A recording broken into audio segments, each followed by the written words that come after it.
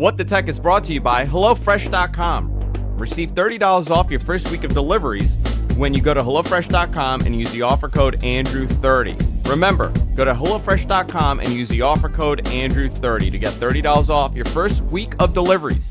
Thank you to HelloFresh. Text Expander helps you communicate smarter. Visit TextExpander.com/podcast for 20% off your first year. Slack is a messaging app which brings together all your team's communication into one place, making work simpler and more productive. Go to slack.com to learn more. What's up, hey?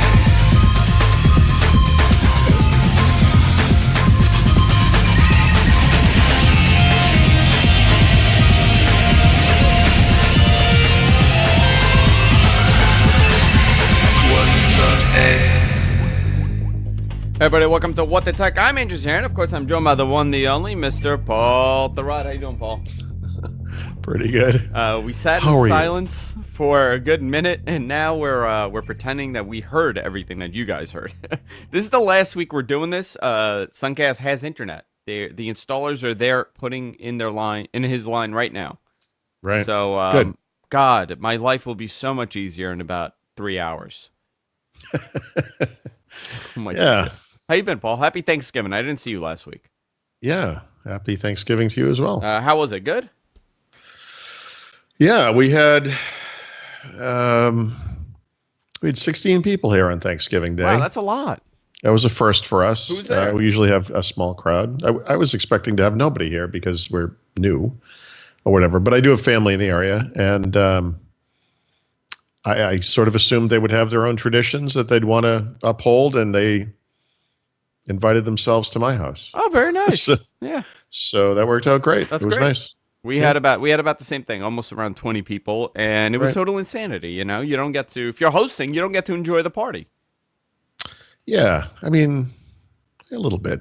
It was good. It was good. Yeah, mine was fine too. Guys, we have a lot to talk about. Last week, Paul wasn't here, and on Sunday, I did a show with John Prosser where I proceeded to get very drunk. Nice. At one point, I did say "suck it, Thurrott." There was a whole lot of passive aggressiveness coming from my side, but I have to tell you, I don't hate Paul any more than I did yesterday. So that's not a very high bar, Andrew. No, no. Right. We have a lot planned for you. Obviously, we didn't do a Black Friday show this year because we weren't able to do a show this year for Black Friday. But we will do our holiday picks. We will do our best of 2017, our worst of 2017 coming up in December. I know a lot of people love those shows. Obviously, we'll plan a drinking show. We have a lot of things planned for you, and I do want to talk about a bunch of stuff here. But Paul, I know that you had a bunch of articles on Thurrott.com that I was going to do. I wanted to pick and go through. I also wanted to get more of your opinion on the Xbox, because we have not done a show since we did that initial first off review of the Xbox. I do want to talk about that and a whole lot more. But before we do, I want to take a moment and talk about our sponsor, and it's HelloFresh. Paul, have you done HelloFresh yet? I don't think we have. So these guys are unbelievable. So this is so in right now, right? You know, you could go out and you could have an expensive dinner and you could go through the whole process of it, and that's cool. But some days, you know what, Jess and I like to do date night at home. And we like to open up a bottle of wine, and we love to cook together. To be honest, one of the most relaxing things for me to do is to cook. Now, it's relaxing when you have all the ingredients that you need to cook with. You know, I'll go online and I'll see something and I'll say, wow, that looks great to make. And then I realize I don't have half the stuff that I need, and I start adding things and removing things, and it ends up falling apart. But here's the awesome thing about HelloFresh. So Jess and I did this about a couple of weeks ago. They send over everything you need to make this unbelievable meal. So you go on their website and you could pick, depending, you know, how many things that you like. You could pick if you're a vegetarian. They have 3 meal plans to choose from, which is veggie, a family meal, and of course a classic meal. You could go with a variety of meat, fish, and seasonal produce. For vegetarian, the veggie meal is vegetarian recipes based on plant-based proteins and grains, and obviously the family meal is for the whole family that'll love the recipe. So you get all the ingredients in a box, right? Everything. And you get to and it gives you step-by-step instructions so you can't mess it up. Even the most novice and essentially the most novice cooks can prepare an unbelievable meal. They give you the instructions, they give you everything you need to make this meal, and it's super fast. Each week there's even a 20-minute meal on the classic menu, so you know you're not going to spend all night cooking. Generally they only take around 30 minutes. I actually like taking my time when I cook. It's very relaxing for me, and they have a great offer for our viewers. You know, this is a time, I know everybody's going to holiday parties, and I know everybody has dinner reservations, and it gets overwhelming. And now you're sitting at home, and you're thinking, man, do I want to go out tonight? Absolutely not. Go to HelloFresh.com, use the offer code Andrew30. That's Andrew30. You get $30 off your first week of deliveries when you do this. Paul, this is something that you would love. You really would, because I know you're a big foodie like me, and you like your wine, and you like to take your time and make food an event. I don't believe in just eating and running out. I like to be an event. You know, conversations happen over the dinner table. Conversations happen with friends at dinner. I think this is a great thing, and it's a phenomenal service. Now, I prefer these guys over some of the other people, the other companies out there, because they don't stick to one theme, and it just feels light, and it feels fresh, and it's not overwhelming to make these meals. It's amazing. Go to HelloFresh.com, and you can use their offer code Andrew30 at checkout to get $30 off your first week of deliveries. I want to thank them for supporting the show. Paul, where do you want to begin? Where do I want to begin? Yeah, where do you want to start this week? Well, I mean, since it's so far behind, maybe just briefly touch on the Xbox One X. Okay, let's go. Let's do it. It's so rare to have something like this come up because there's always a problem with everything, right? Any product you review, you can always point to one thing and say, okay, well, if it weren't for this one thing, but and maybe for the Xbox One X, just initially, it's the price. I know $500 is a bit much for some people.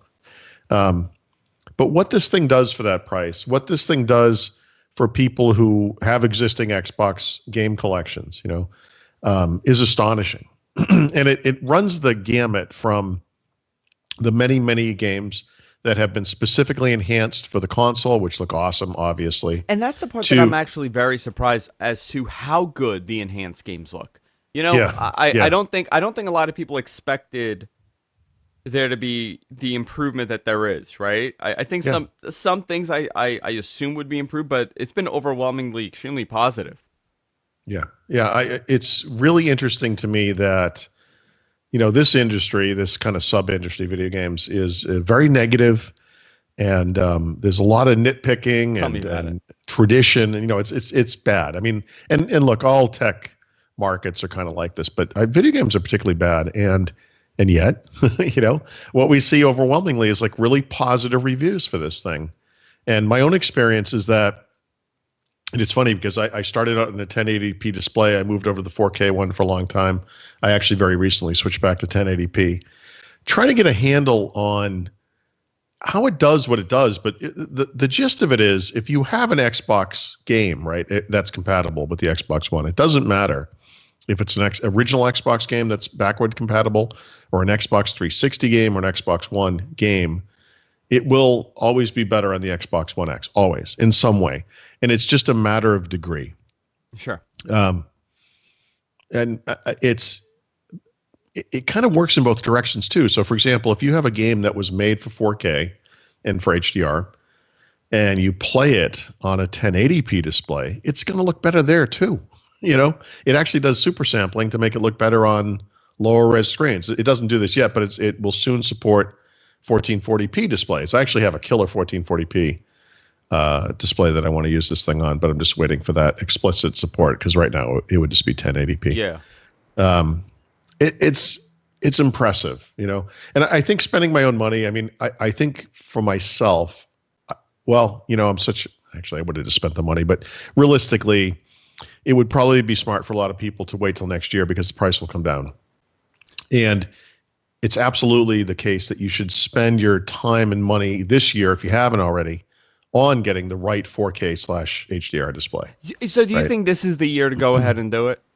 Oh, yeah. I mean, we're not, because last year we had this conversation, and I think we both had agreed that, you know what, it's a great buy and you'll enjoy it, but there were still issues with the 4K market as far as standardization Yep. and HDR that a lot of manufacturers weren't supporting yet. No, it's all there, dude. Now it's all there. All you have to, any normal person can walk into a Costco or obviously a Best Buy or whatever and see where the prices are.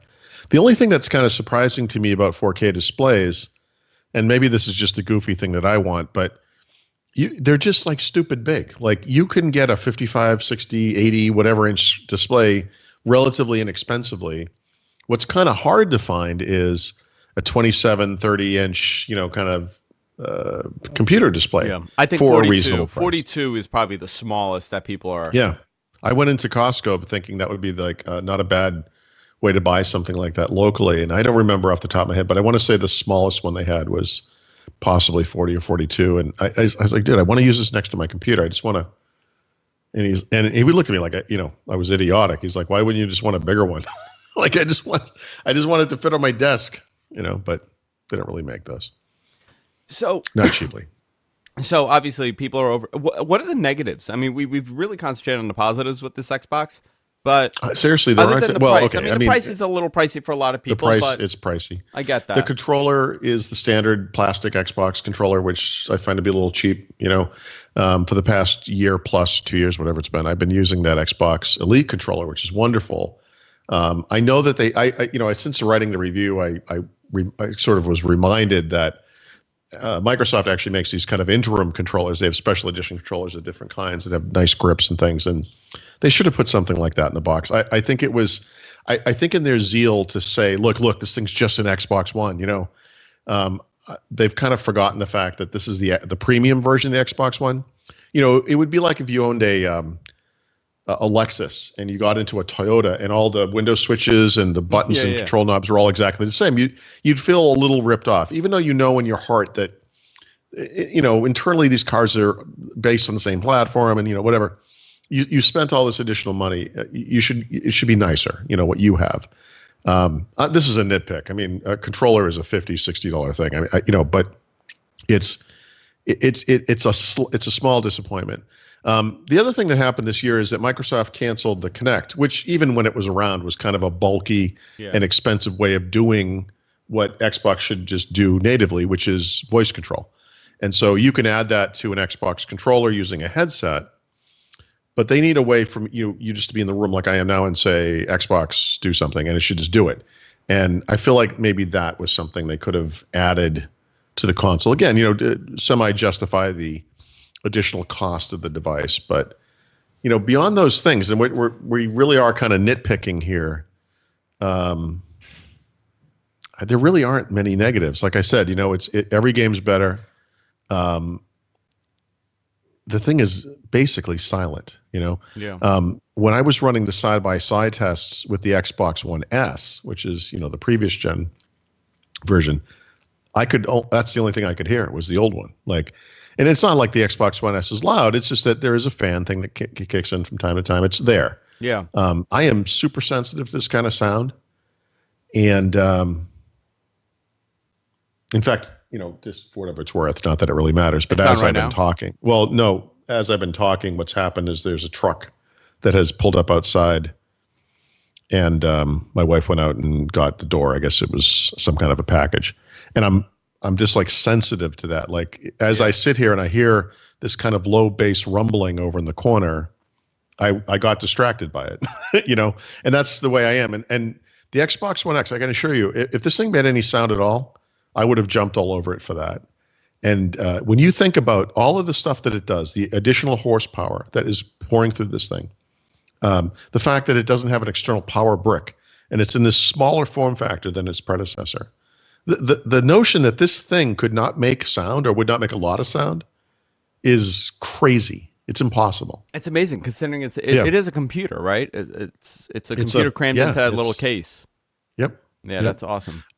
I should just real quick. I'll just say I don't care about this personally, but some people will complain or have complained perhaps that it doesn't have a VR solution, right? So we know that Microsoft just launched Windows Mixed Reality this year on PCs.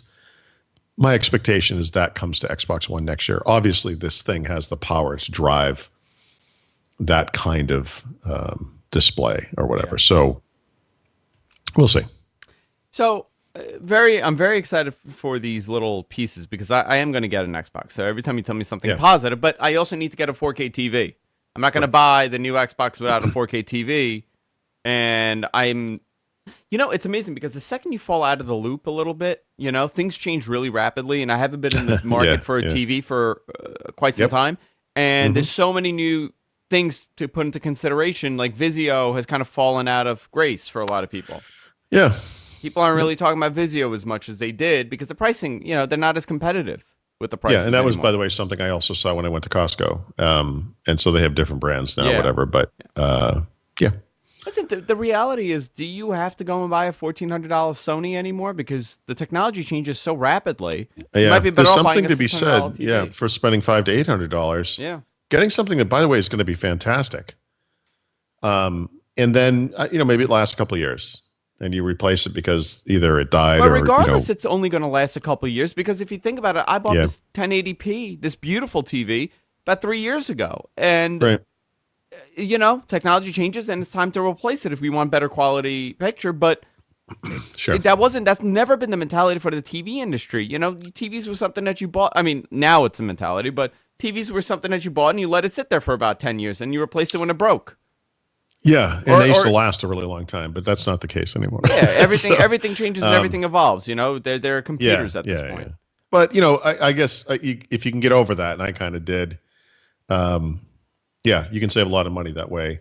The other thing, what I would say to you though is, and I would say this to other people too who don't have a 4K display yet, and you're thinking about it, get the display for sure. If you do want to go the Xbox route, you can save a ton of money by getting an Xbox One S, which, by the way, will still play all the same games. They won't look quite as good, obviously. They'll look great. I mean, it's still a very formidable console, but it does 4K and HDR for entertainment, right? So if you do streaming video or Blu-rays, you get those capabilities there.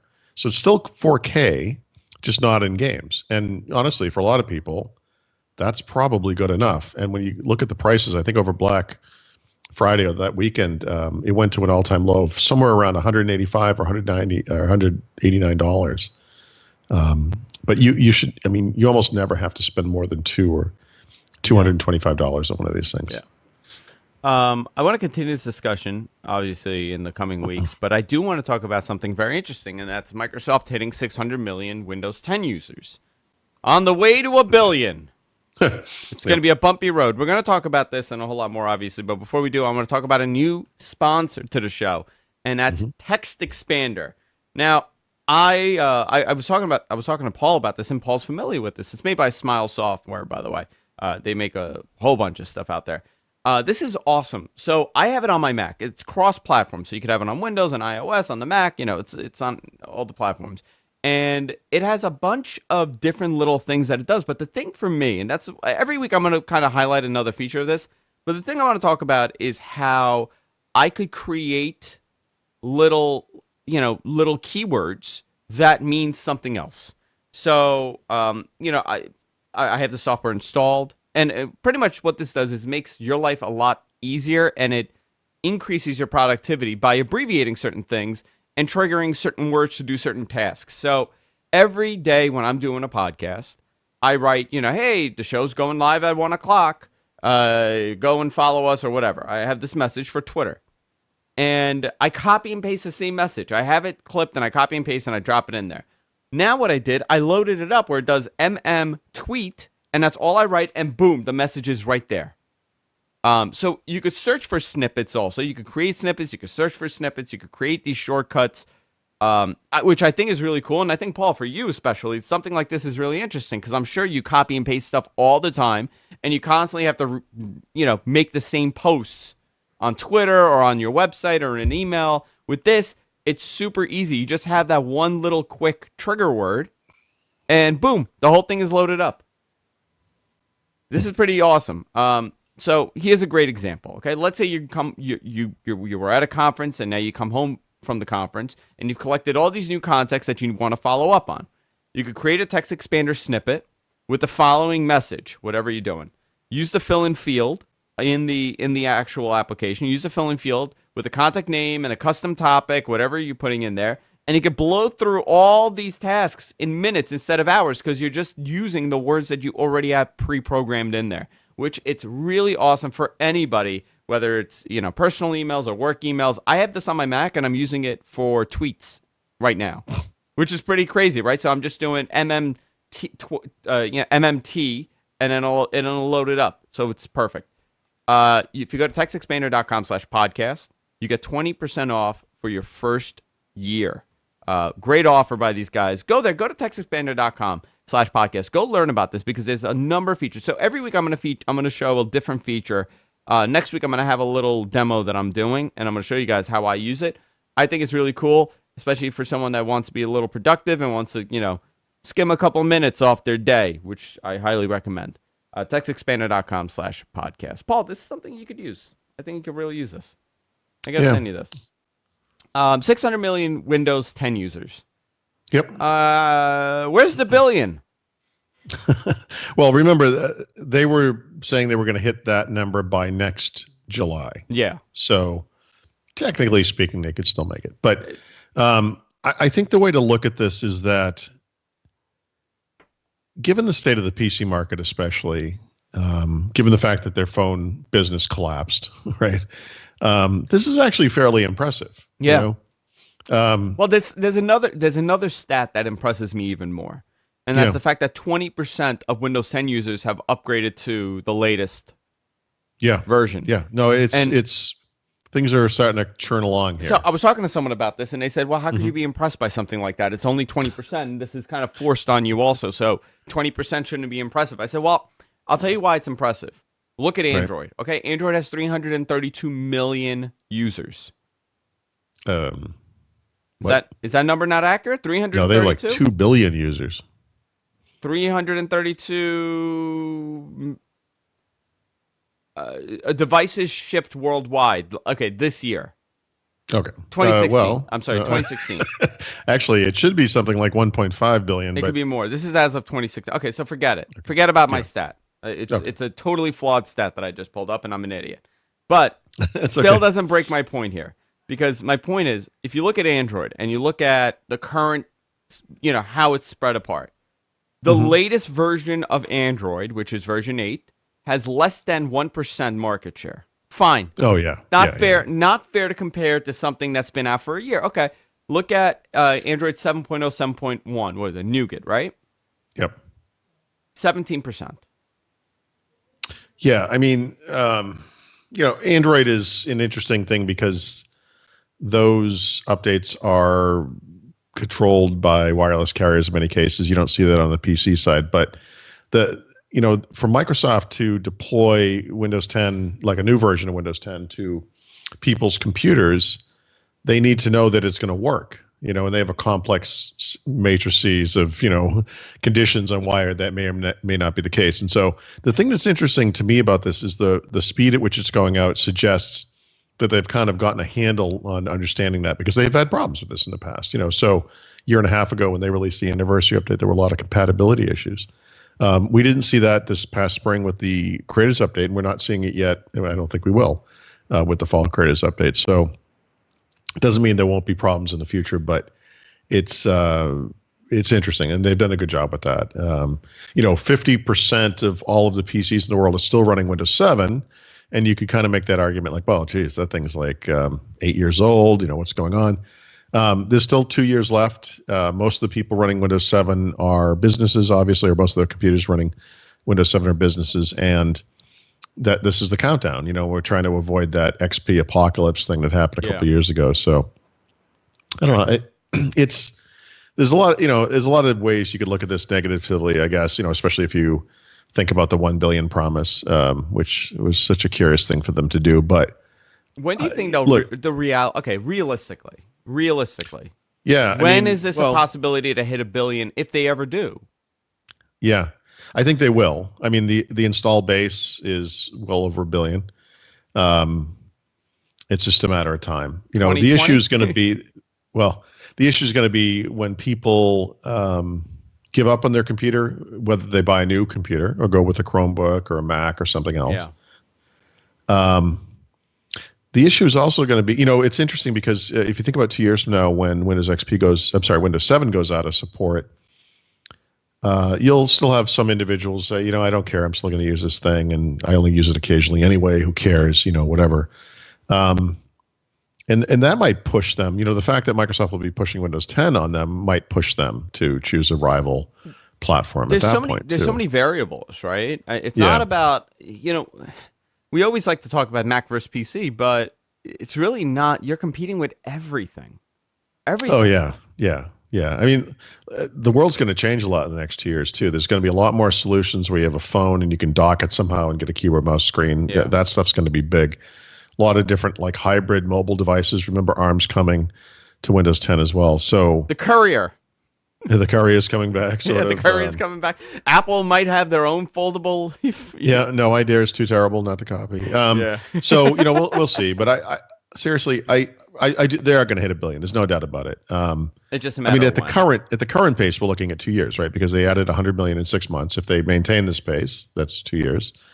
That would do it, right?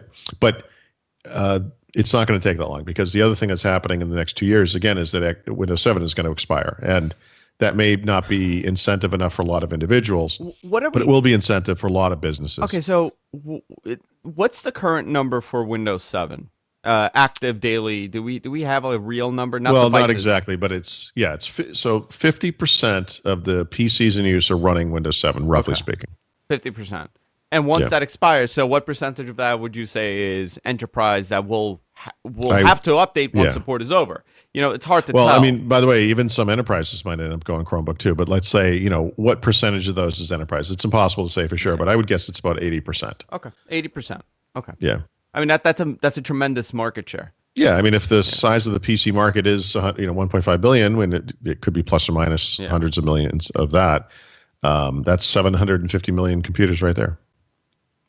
Yeah. It's an interesting market. I mean, it really is. I have to tell you, as on a side note, my wife has been using that HP, the EliteBook. I'm still waiting for the one that Paul got, and I did it. But so she's been using it, and it's really the first PC she's been really using every day, because her MacBook Air decided it's time to go to bed. Sure. And it never woke up. So I gave her that, and she's been using that for about a week. And she hates Windows Hello because it doesn't work on her face, because it was set up for me. I'm reading you a message right I see. now. I'm sorry. Yeah, I'm reading because I messaged her. I said, listen, tell me what you like and tell me what you don't like, because I'm on the air now and I want to make this into a bit. So she hates Windows Hello because it doesn't recognize her face, and then it freaks out when she says, "Don't look at my face. I'll put in the code." You can obviously fix that. Yeah. She's not super crazy over that. Someone walked into the house. Let's see who this is. Hello? Let's find out. Survey says. Oh. There we go. Thank you for that. Sorry. I got a little alarmed because nobody's supposed to come here. And it was my intern. He brought me my mail. And he gave me the finger, actually. I need this service. Yeah. So I messaged her. I said, tell me what you don't like. She goes, I don't really like Windows Hello. And the first time I saw it engage, I was caught off guard. And you see the red lights going. Yeah. It was freaky. She says that it's much easier to use than what she thought of Windows before. And I said, what do you mean? Well, yeah. I mean, if she hasn't been on Windows in several years, which is probably the case. Yeah. She says I feel more comfortable going to this than I had going to a Windows 7 computer. So she's talking about Windows 10 compared to Windows 7. Yeah. I guess that would be an easier transition if you're a Mac user to Windows 10, right? That's interesting. I'm curious. What do you think of that? Do you think it's an easier transition now to go from, I guess, High Sierra? Let's say you have a brand new MacBook. You go from High Sierra to a premium Windows-based laptop. I don't know. I go in the other direction, right? And so I find the transition between Mac and PC to be fairly simple. There are little things about the Mac that I find limiting. In Windows, it's wonderful in any application. Like in Skype, I can hit the Alt key and F, and the file menu opens or whatever. Yeah. There's no way to do that on the Mac with a keyboard, and I find that to be Is there or at really least no way? I'm sure someone will yeah, or tell at least me. no easy way that I'm aware of. Yeah. There's no default way to do it, and that's tough because maybe because I'm a writer, my hands are on the keyboard. I like to work with my hands, Yeah. when it comes to getting stuff done, and I'm very efficient at this. I know all of the keyboard shortcuts for Photoshop, elements that I use every day, and the various apps I use. So that kind of thing is confusing to me. But the basic usage of the two systems is very similar. You just have to understand the nuances. Like Mac OS has a really nice, I think it's called Spotlight search function, where Yes, it's like command which space Windows thing is comes getting. up in the middle of the screen. It's wonderful. Windows has that too. It's just down in the corner. So, but it's only one button. You press the start button, you start typing, Yeah. and it kind of gives you the same kind of thing. And if you can navigate around those little, platform specific differences, like Mac, on the Mac, if you hit the maximize button now, it works differently than it used to because Yeah. the Mac supports full screen apps now, and whatever. I find that stuff to be simpler and more Can you give me a intuitive, good if you will, case? on Windows. Can you give me a realistic, not a, give me a realistic good case for full size apps? Oh, so by the way, I've spent a big chunk of this year using full screen apps, almost exclusively. Not on my desktop. I full screens apps to me fall apart on a big screen. That's the problem. Yeah. But on a laptop, and really even on a 15-inch laptop, I routinely use full screen apps now. And I was just experimenting. It's funny you mentioned this because just literally last night, I was experimenting with this on the Mac because I know Mac you were. has, I know you were. yeah, I see yeah. everything. Mac, Mac has like real full screen apps, right? Yeah, Like yeah, yeah. Windows does too, kind of. You can go into like a tablet mode, and then all the apps are full screen. No, real. This is like real. Takes But over it's the real. whole, Like yeah. you can do it on an app by app basis, and it's kind of interesting because each of the apps is almost like its own virtual workspace. And the way you shift, if you were to switch, I'm doing it right now. I'm swiping. I'm not you know. explaining it to you, but I'm just Yeah. in case no one is familiar with this. On the Mac, if you have an app that's full screen and then you do like it's Command tab, but like Alt tab to get to another app, if that other app is not full screen, or even if it is, probably I don't have one in front of me to see what the animation is. Like you literally the whole screen shifts. Like That's what I you just go did to that. you go to yeah. the desktop and then there's these running apps. And then if you Command tab back, it shifts and it just goes back to the app. And Or you could do like a 3-finger, swipe, and it'll just bring you back Yeah. to that app. For Yep, productivity reasons, I get it, right? Productivity Yeah. wise, but I'm trying to think. well, that's like, interesting, right? I mean, what you just said is interesting because that is what I was talking about. Like but my familiarity with Windows is such that I'm very comfortable using it keyboard based for. I mean, obviously use the mouse for stuff, but I can do a lot of stuff just with the keyboard. Sure. Those kinds of gestures and swipes, swipes, side gestures. Those gestures are something you have to learn. But once you do learn them, you become very productive using them. Yeah. So this is I interesting, don't have right? I don't have a track. Because on the PC, like I don't necessarily use full screen apps. Right. I rarely do that on Windows, on PC, and I like to be in, especially for what I do. I have to have like multiple things happening, and I'm constantly going back and forth. Yeah, but the thing is, like, I'm serious. Like, I in testing this, You're finding it easier to swipe back and forth rather than tabbing. look, you could have multiple windows open, and you're going to switch between them some way. And that way on Windows would typically be Alt Tab, maybe. Or if you're a mouse user, you can use a mouse and select the window. It comes to the front, whatever. Okay, well, I mean, having them floating doesn't provide any particular advantage if you think about it. No, it really doesn't. I think it just. If I anything, honestly the think it's a desktop could be psychological thing. distraction. Yeah, I think it's a mental thing. I think this is what we're used Yeah. to, so we think we're going to be more productive if we're clicking side. We have windows. Yeah, I'm for not each sure thing. that's true. And the thing I'll say is, the issue for me here on this screen, this is probably a 27-inch screen, is that it's just too big. I'm not going to run a web browser full screen. It looks stupid. So or it's whatever. amazing because the argument has always been on the tablet is a multi-screen experience, right? You have split screens and you could have maybe tabbed applications, Yeah. and that's what the tablet is eventually going to. I listen, I'm going to take a bet, and I'm going to say this is a safe bet that in 5 years, iOS will probably allow you to have floating applications on this. Okay, so it's funny you say that because I always thought that, but now I'm starting to think maybe this is not necessary because the truth is, Well, now maybe from this is where the disconnect yeah, in happens, other right? This is a words, changeover. there's some there is a need to do inter-app communication of some kind. You want to drag and drop something from one app to the other, or however you want to do that. Um, iOS pretty much does do that today, by the way. Android does too. You can do these split screen modes. You can do multiple apps on the screen at once. You can drag and drop between them on iOS at least.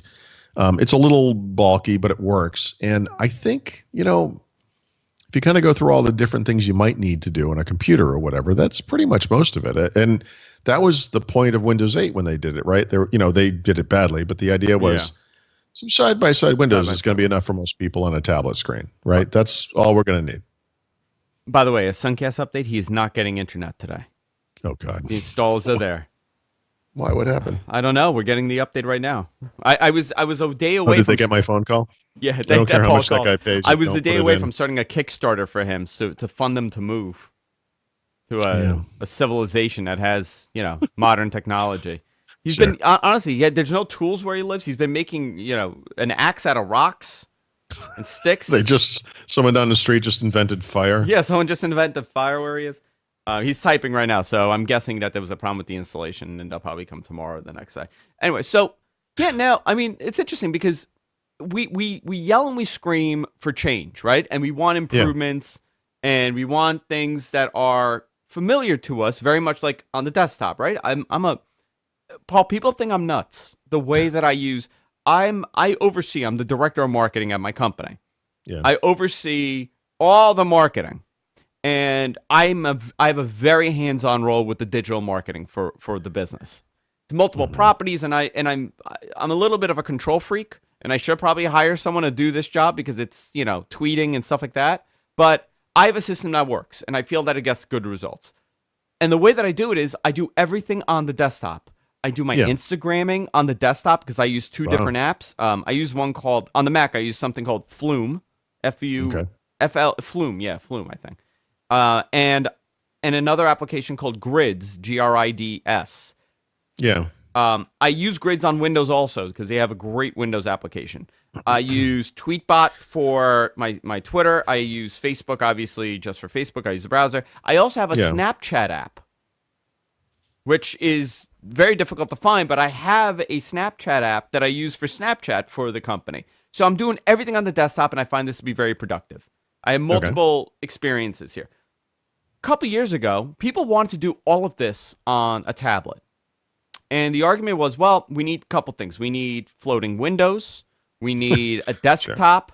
We need at least a split screen mode, and we need a file management service. Right. On iOS, you could essentially do everything that I said, right? You could have floated. You could have Yeah. a split screen view. There's not much in the way of floating windows, but yes, you can. You could Yeah, kind, you can- but you know what? It's not yeah. 100% there. But you know what though? You could float a It's getting video. there, If yeah. you're watching a Yeah. video, you could float a Yeah, video. video and can be in a apps. floating window. That's true. Yeah. You could you could do the split screen mode with certain applications that they support it. And you have a file management service now. You have a file management system. You could actually go into folders. Yeah. By the way, Nobody's using it. well, no, of course By not. nobody, because- again, people are going to say no. I use it. No, I mean the majority of people that Yeah. most No, people it's that were the, arguing The for Files app is not necessary for 99% of the people use an iPad or an iPhone or whatever. But the one thing that app kind of gets right, and this is something I desperately need in Windows, and it makes me crazy because it was kind of a feature of the file picker from Windows 8, and we don't really have a store app version of File Explorer now. But I need a way to we kind of do it with OneDrive actually. I need a way to essentially virtualize cloud storage of all kinds in File Explorer. like the take placeholders you want. Yeah, but I want it to be for everything. Okay, explain Like that. one thing that's when you go to a system like Chrome OS that's based mostly on the notion that your files are going to be in the cloud, they make it very seamless for you to access your files in the cloud. Yeah. And when you have a legacy system like Windows, they make it very easy to access your files in OneDrive because that's what Microsoft makes. And then you have to rely on third parties to make that app for their own services like Google Drive does or Dropbox and whatever. And what I'd rather see is this just be like and you see this in mobile apps, like I just want to plug into these systems and choose which ones I want to use, and I want to have them be there all the time. Yeah, yeah, yeah. And I want to be able to, I want to be able to drag a file out of Google Photos into Adobe Express, into WordPress, and have it go upload to my website. I don't want to have to bring it to my computer first. I mean, it will really do that, maybe. No, it wouldn't. I just want to do that. Yeah. You know. So And that's one of those things. Like, I think for a lot of people who are kind of stuck in the old way of doing things on a computer, they're like, "What are you talking about? Why would you ever need to do that?" And it's like, well, it would be way more efficient than what I'm doing right now. I have to tell you though, I've been using my iPad Pro all the time now. Yeah. I use it all the time at work. It actually, but the way that I treat it, it's almost like a secondary window. If I had a second monitor, Sure. I could probably get it, not need it. Right. So I wanted to ask you about the placeholders, because we're still talking about this, right? Okay. Yeah. OneDrive got this right initially. Yeah. It worked. Yep. It worked. Well, by the way, they're not the only ones that do this. Well, right now, Dropbox is doing it as well, right? Yeah, and I think But Google might be doing it now too. okay, I I could be wrong, don't think Dropbox is doing it yet. well, they're in the process of doing it. Isn't one of those things where I think they might be. Maybe it's like business customers first or something. I don't know. Well, I got to look into it because I thought it was on, and I went into my I guess my Dropbox, and I could not find anything for it. So maybe I haven't, I got to opt in for it, or it's a package. But so Yeah. on the Mac, they do placeholders. I don't know if you know this. I did not. Who does? Apple with the iCloud drive. I actually did not know that. Yes. But that doesn't. But they do it a very strange way. Okay. So in iCloud, let's say you have everything in iCloud and you wipe everything out and now you start it over. I use Hootsuite as well. Someone in the chat I'm saying I use Hootsuite for automating stuff all the time. It's phenomenal. Okay. So let's say I have a folder. It's called Paul's Pictures, right? And I saved it for you because you needed me to take something off, and I put it in my iCloud and I wiped it away. I never need to access this ever. Right. But if I open it, and let's say I open it for some reason, I want to see what's in Paul's Pictures. For me, it'll start downloading the images. Right. And it doesn't show a preview. It just shows like what the file is, like the file type preview. So if it's a JPEG, it'll show me like their icon for images. I have to click on the download thing depending on it. Sometimes I got to click on the download thing to download them. And sometimes it automatically downloads once I open the folder. I can't understand the consistency here. It's really weird, but they do placeholders as well. Yeah. So I just looked it up. I don't know if it or when it was rolled out, but Dropbox does do it, and Google Drive does too. Okay, let me see. Dropbox. What is it called? Placeholders? Well, back when they were first Project announced it, Infinity. Yeah, that was the code name. Yeah. What do they call it now? I don't know. That's what I found was Project Infinity. So I'm not sure. I think they're calling it Smart Sync. I think Yeah, that's what that it sounds is. right. These services all do selective sync. In Dropbox, you have to really look to find it, but that means you go in and you say, I only want to sync this stuff. Well, that's the issue that I have right now. So we use Dropbox at my company, and I got everybody on Dropbox Business, and we don't have we had individual Dropbox accounts for everybody that accessed Dropbox, and that's pretty much the entire company. So we had 50 separate Dropbox accounts. Sure. And we were paying, whatever, $12 a month for 50 different accounts. So what I did, I moved everything to Dropbox for Business, and everything is, we have teams now, like normal people. Right. But even with the selective syncing, where I could choose the folders, sometimes there are folders that I need synced sometimes. Yeah. So I got to actually, that's the pain in the butt. Dude, this stuff is complex by nature. It really There's nothing you is. can do No, about it's it. not as simple as... On OneDrive, it's confusing too, because in the latest version of Windows 10, they brought back placeholders. Essentially, they call it files on demand, but the way it works is actually really confusing. If you went in and said, I want this, where do I turn it on? You would find something that you would think you were turning it on, but you're not. And it's just confusing. It's confusing. Yeah, It's it a hard really thing. is. It's a hard thing to explain to people, and it's a tough thing when you have a customer who's out in the road on their laptop and they're going to work on the plane, and guess what? It didn't sync It didn't because they didn't sync. do it Yep. right. It's just a tough thing. Anything for productivity, right? That's the goal. We try to be more productive Yeah, every day, and yeah. sometimes it works and sometimes it doesn't. But I do have a great productive tool for you guys if you're like me and you are trying to get everybody in the modern age at your company and you're trying to get everybody on the same page. I highly recommend checking out slack.com where work happens. You can find out why at slack.com. So I was talking about teams and different assignments for different roles, and I set Dropbox up to do this, where we have different teams for different people and different files. I've moved essentially everything to the cloud. Obviously, redundant backups locally. That's what you do, but I have multiple backups. But essentially, everybody accesses the cloud for the content. And one of the problems that I've always faced is keeping everybody on the same page, even with GFQ, even with what I'm doing, and it's, this is a good life lesson, right? I preach these things where I work, but even in my own environment where I know this is the way to do it, I'm still really half-assing. Like Paul, the communication with Paul could be a little bit easier, right? With Paul and Brad and me and our editor Suncast and our intern whenever what time we need to do shows. So what I'm going to do for GFQ is set up a Slack account where we all have individual teams and one governing group where everybody can be involved in. So if we need to trade images or messages or documents, very easily we could do so with Slack. They have over 1,000 apps that integrate instead of some of the other companies that compete that do way less. Some of the apps that integrate are Salesforce, Zendesk, Google Drive. It's phenomenal. You keep everybody on the same page all the time. You don't have to search for missing emails and missing information. Everything is right there in this amazing messaging service. Go to slack.com right now. You could check it out. Also, let them know you heard about it on What the Tech because I really like this service and it's a service that I use. All the companies that I spoke about today, I use every single one of their products. And that's amazing when you actually use the products and you talk about it because it's a real sell here, boys and girls. I really highly recommend this. If you are looking to increase the productivity and you're looking to increase the communication at your company or at your small business, this is the way to go. Slack.com where work happens. That was nice. That was a nice one. I like these guys. If I could figure out how to get here.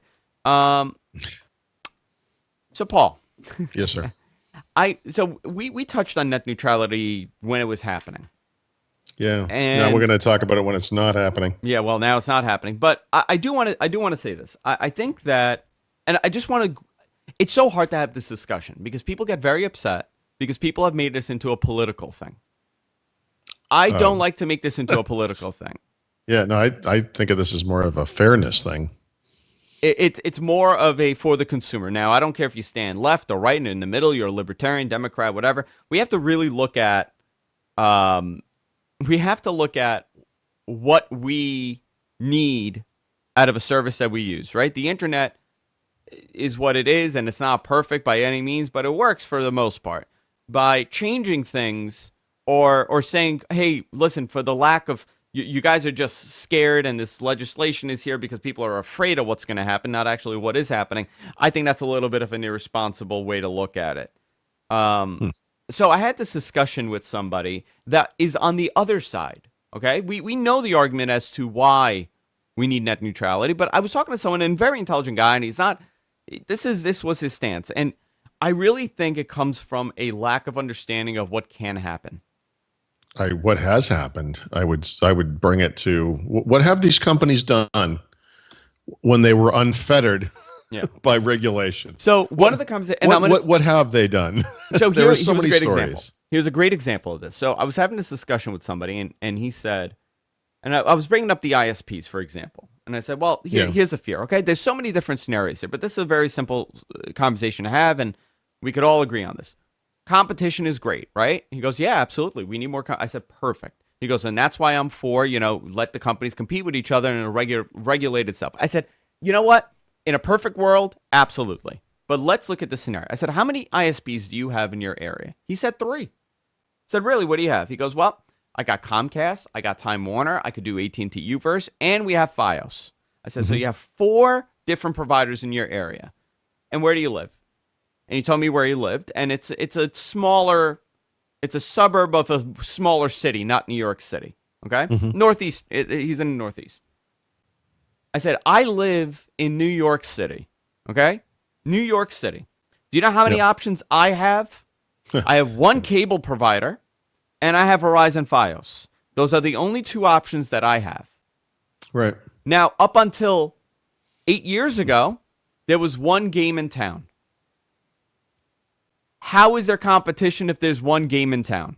So if you are unlucky, and by the way, still in New York, there are areas that don't have Fios. Like if you go to certain areas in Brooklyn or the Bronx, they have one ISP provider. So you have one ISP provider that now comes to you and says, "Yeah, Paul, listen, you've been going on that YouTube thing too much, and it's kind of cutting into cable. Yeah. So we're gonna have to tax you on this as a Sure. internet television access rights fee for $12.99 a month." And he goes, Yeah. yeah, but that won't happen. I said, but it does No, that happen. has happened. It does happen. That has It does already happen. happened. And by the That's way, I'll why give you this another law example. exists. Give you another example. The thing that we feared happening. Remember that poster of, you get T-Mobile and you get free Netflix to stream on, or you get AT&T and you get AT&T's properties for free, but you got to pay a little extra or you get throttled on the other stuff. That's happening now. Sure. And people are applauding it. The same people that were fighting for net neutrality are the people saying, "Well, this is great. I could go on T-Mobile and look, it's not cutting into my data caps." I go, "No, that's a fake reward." This too, though. It's also anti-innovation because what this does is give unfair advantage to the companies that already happen to be really big, and they can just control their monopolies. So for example, if some rival to Netflix showed up and they offered better pricing, better movie selection, whatever it was. Well, guess what? They can't compete because Netflix can pay the carriers for the pipes, to do the pay and play thing. Yeah. If you use Netflix, you're going to get better performance artificially over those networks because they can pay for it. Whereas, Bob's new video service, hot new startup out of, wherever, can't. And that is, that's always been a big issue with monopoly, and it's the reason why Microsoft got into trouble for bundling. You're taking an unfair advantage of a monopoly that you have to artificially enter another market and have under. It's why Google's in trouble in Europe for promoting its own services over the services that people are actually searching for in their search service. I like to say that I'm a libertarian. Right. Okay. I don't like the titles. I don't follow this ideology that one has to be a Republican and one has to be a Democrat and one has to believe. I mean, you and I, we agree on a lot of things, but I'm sure that we don't agree on a lot of things either. But we both sit there and say, okay, what is the best for me and my family and for society? What do I think is best? Honestly, I don't know what. By the way, politically, I am literally, and I have been for forever, for a long, long time, a registered independent, period. Yeah, sure. Listen, I do not align with the left, and I certainly don't align with the right. I take great exception to a lot of things both of them do. But the point is, this is sort of like the bias thing I wrote about a couple weeks ago or last week or whatever. It's what I'm biased toward is fairness. Yeah. Net neutrality. I mean, I understand. No, I don't understand. But there's a whole, anti-government, anti-regulation kind of faction out there, and I guess I understand that it exists. But I get it. This is a case where we're screwing ourselves. I get it. I totally get it. But the example that has been set prior, you're right. The example that has been set prior is showing that we need some sort of regulation as far as we for the obviously consumer, do, for the protection because of the left consumer. unfettered, these guys do the wrong thing. Period. All the time. Every time. Every time.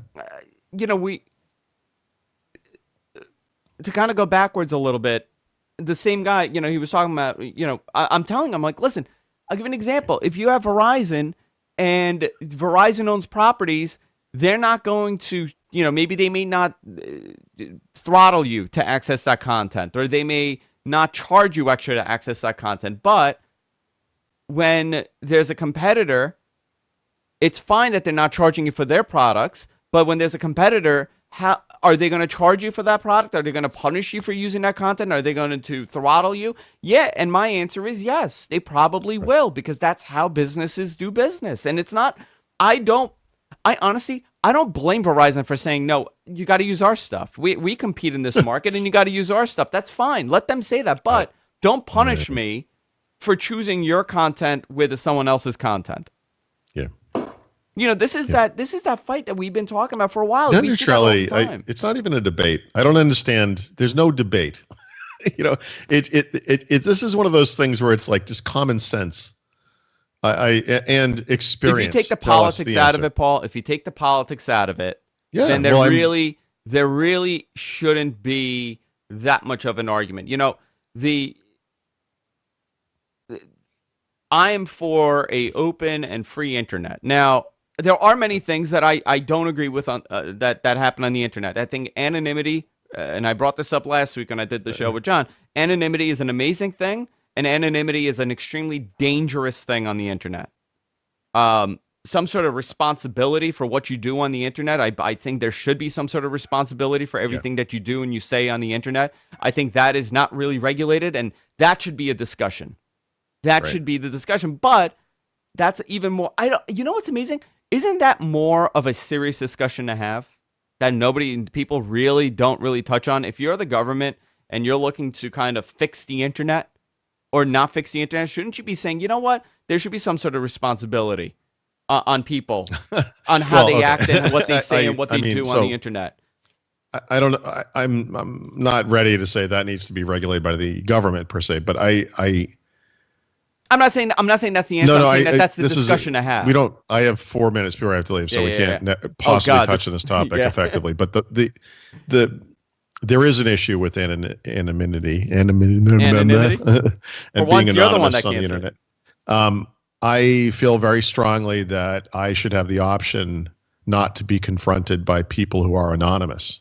Yeah. In other words, I'm okay with them being there, but if you choose not to tell me who you really are, then I don't have to deal with you. You don't exist to me. That should be my option. And that's true on Xbox Live. It's true on Twitter. It's true on my comments thing on my blog, whatever it is. You can pick any forum you want. I think that's the other half of it. Freedom of whatever, blah, blah, blah, welcome to it. But if you're going to make that decision, I don't want any part of you, because it is the anonymous stuff that is always the most useless. Listen, anonymity is phenomenal when you are, in a country with a terrible political situation and you want to expose it and you want protection. That's fine. But if I want to go on there and make death threats to Paul, there should be some sort of accountability and responsibility as far as finding out who those people are and making it easy. You can't go down the street and say, I'm going to murder you and your family and not have a consequence. Well, you could, but let's just say the ramifications would be a little harsher. And that's the point. We feel very safe being anonymous online, and we shouldn't. I agree with you. There's so much to talk about here, and I know, you know what? I would love to go into the net neutrality conversation with you, and I don't this like conversation gets me very agitated. It does. Because it gets me agitated, it's just common sense. But you know what it is? There are so many people out there, like Tom Merritt, for example. Tom Merritt knows so much about this. The current situation with this, where I could never do it justice. Well, Andrew, think of it this way. Rather than worry about the details of it, if in a world removed from today, if the big broadcasters, the big networks of the world had their way, you couldn't exist. Absolutely not. I would not exist. Yeah, but listen, how do we know the ISPs could go and say, listen, you're using this to create content. You have to pay us. Yes. Done. Right. Yep. Done. Well, you don't have to, but the other guys are paying us, and if you don't, you're going to have 320p video quality, and sorry. And that's how you get disadvantaged because you're not Google. Yeah. It's a very interesting conversation to have. Listen, there are points on both sides. I get it. But we should kind of take the politics out and think about what's best for the consumer and what's best for us. We can't take the politics out because this is decided by the government, and the government is politics. That's the problem. So It's just like nominating a Supreme Court judge or whatever. We can't. There is no version of this Yeah. where it's not politics, and that's why it gets heated. And that's why you see people voting against their own best interests, because that's what politics does to people. Yeah. It's All too right, bad. Paul. Time to wrap it up. Sorry. Yeah, don't worry. Go to our website, gfqnetwork.com. Subscribe to us. We're everywhere podcasts are available. Maybe we could have like a little bit of like a fun show in the coming weeks, huh? Can we move your meeting, or is there a No, we can't move my meeting, but what can we do? I don't know. We'll figure it out. Do it on Tuesday. Yeah, maybe. You know what? I'm considering going back to Tuesdays because it made life a lot easier. I like that option. I gotta figure it out. In the new year, we'll figure it out. Guys, we do have 2 big shows coming up. We have 3 big shows coming up. Paul has to go to his meeting, so Paul's gonna leave.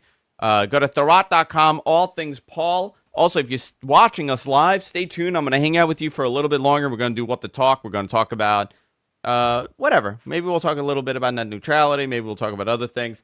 Follow Paul on Twitter at Tharot. He's there. Look at him. He's leaving now. Goodbye, Paul. I gotta go. Bye-bye. You can follow Paul on Twitter at Tharot. You can follow me at Andrew Zarin. Guys, Amazon, gfq.co/Amazon. Go there, bookmark it. And the holidays are here. You guys are making your purchases. I know there's 70 people in our chat right now. Just go to gfq.co/Amazon now.